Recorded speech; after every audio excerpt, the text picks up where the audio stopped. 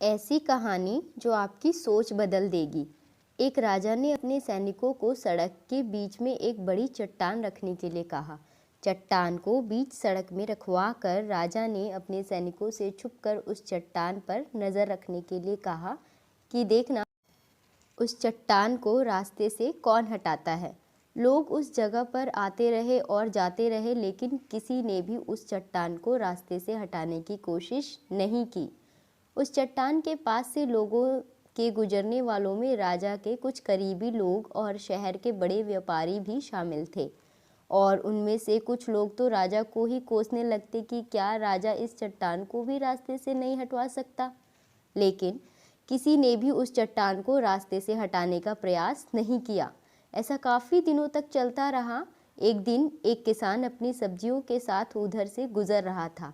उसने चट्टान को रास्ते में पड़े देखा और सोचा कि सबको इस चट्टान की वजह से कितनी तकलीफ हो रही है। उसने अपनी मजबूत लाठी से उस चट्टान को एक तरफ धकेलने की कोशिश शुरू कर दी। काफ़ी कोशिश के बाद वह उसे सड़क से हटाने में कामयाब हो गया।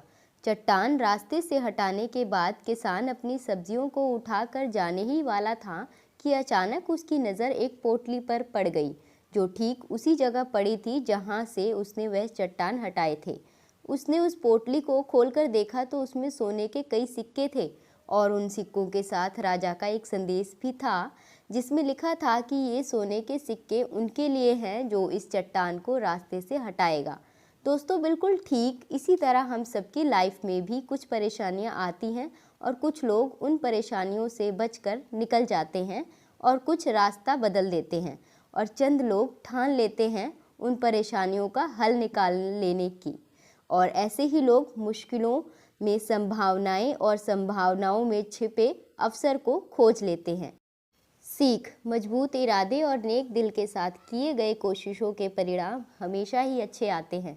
इसलिए जीवन के परेशानियों से घबराओ मत, बल्कि उन परेशानियों को हल करने की कोशिश करते हुए जीवन सफ़र में आगे बढ़ते रहो।